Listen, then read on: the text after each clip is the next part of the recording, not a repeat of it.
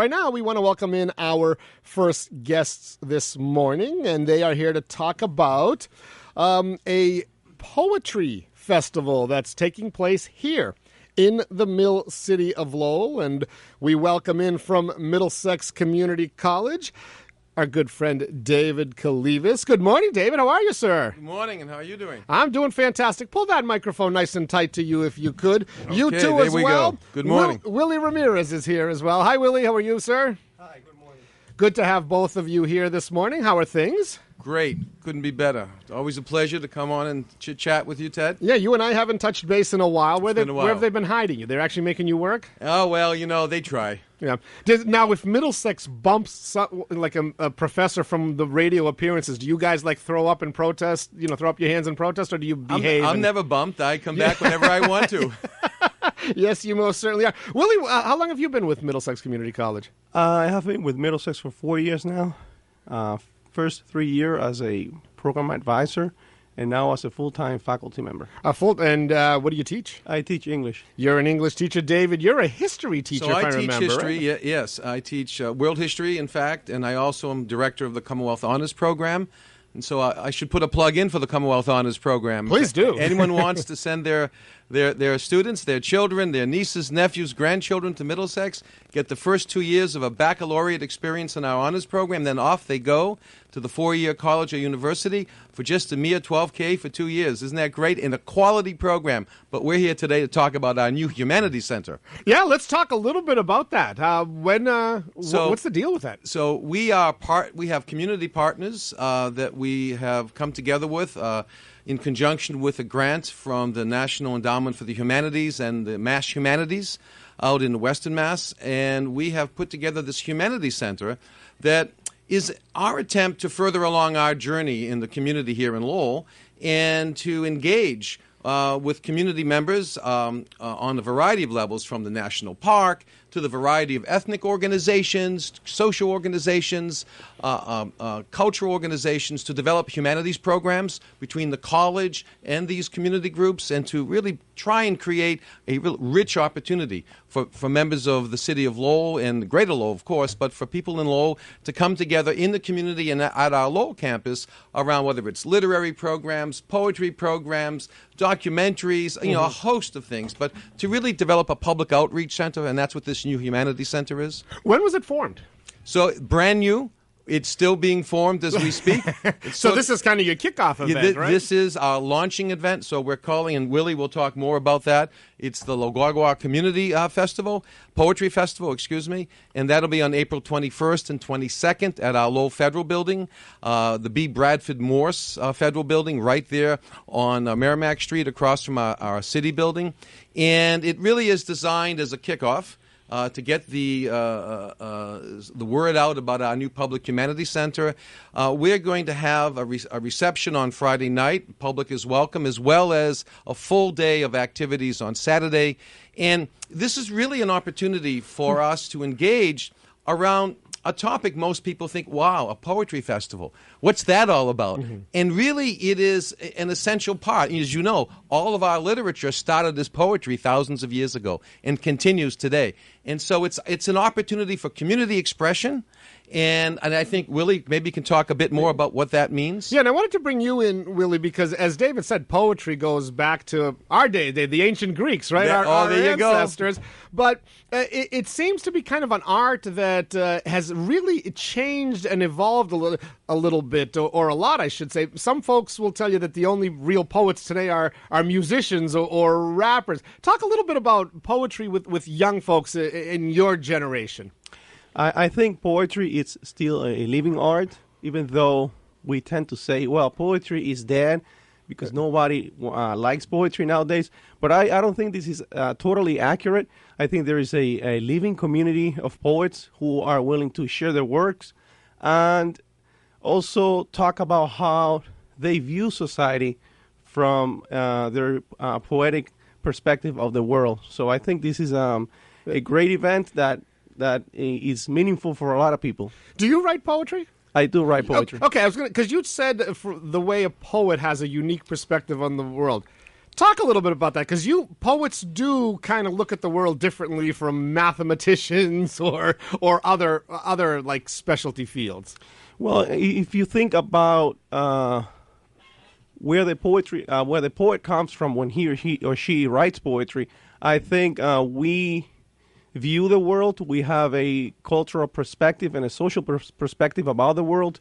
And I think we use poetry as a medium to express those feelings and emotions that we get from the world. So I think it's a way of expressing our political, social, and cultural views that we experience. When I studied poetry in my English classes and literature classes, it was always poets from an era long gone by. Are there poets today? Are there folks who are writing poetry today that 100 years from now, 200 years from now, maybe 1,000 years from now, people are going to be learning about in classrooms?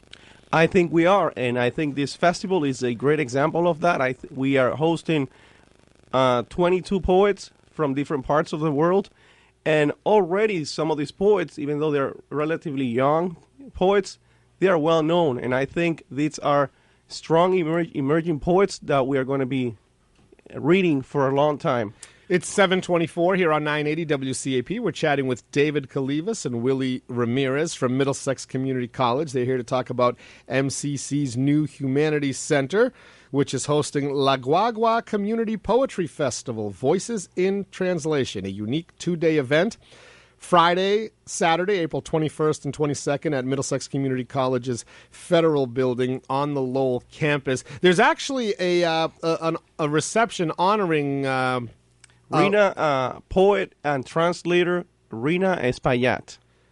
She's going to be here in Lowell for this event? We are opening Friday night, 5 p.m. to 7:30 p.m., and what we're going to do in that reception is honor the life and work of Rina Espaillat, which is a local writer, and she that day will be delivering a speech on the importance of translation, which is another important topic and activity that we should continue. So this is going to be a really unique event in that sense. So we're going to have poems read many of the poems read in the language of the poet, and then read in English.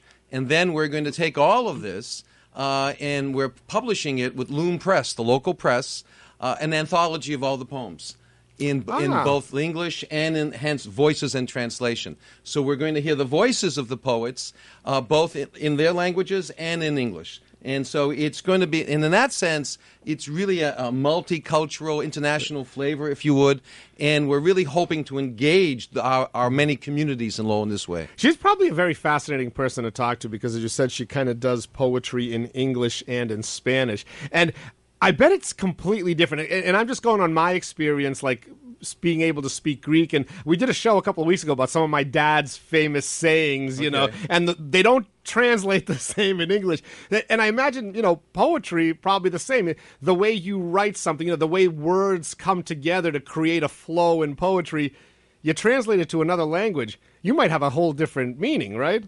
That's correct. Rina Espaillat, who is the person we are honoring, says the first thing everyone should know about translation is that it is impossible. It is only an attempt to translate from one language to another, but we do our best, and we should. Yeah, and to get the rhymes is almost impossible, right? Yes. Well, according to her, what we want to keep from the original is the music. The structure changes, the lines change. Some of the sentence structure, the verses structure changes, but what we want to keep is the music of the poem.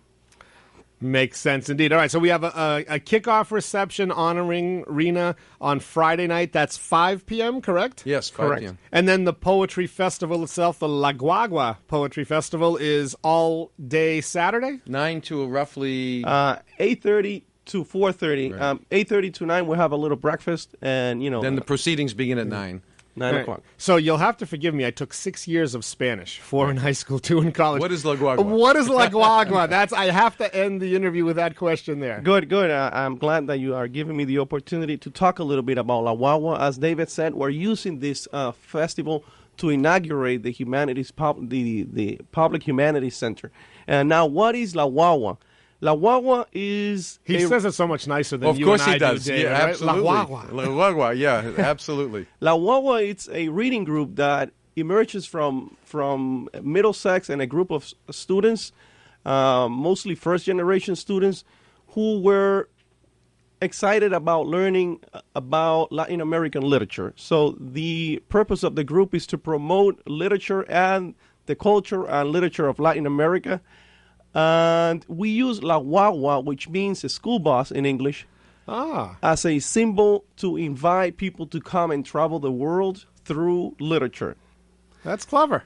Yes. So La Guagua is a school bus. It's a school bus, and the idea is that let's all get on this bus and travel the world through literature. Yeah. Even though we focus on Spanish literature and our meetings are in Spanish, we do explore works from different cultures, just such as Lolita, which is a novel, Blindness, which is another novel from a Portuguese writer, and a number of other writers that are not from Latin America. All right. Well, Willy Ramirez, thank you so much for taking the time to join us. It was a pleasure to meet you. And Dave Kalivas, it was a pleasure to see you again, my friend. Nice to see you, too, and good luck to all of us. And to your listeners, come on to the La Guagua Community Poetry Festival on April 21st and 22nd. Join us, and hopefully join us as we do more public humanities programs. And remember, in the words of Constantine Cavafy, a Greek poet to my liking, Middlesex is on a new journey with this center and this poetry festival, so come and join us. Thank you, Ted.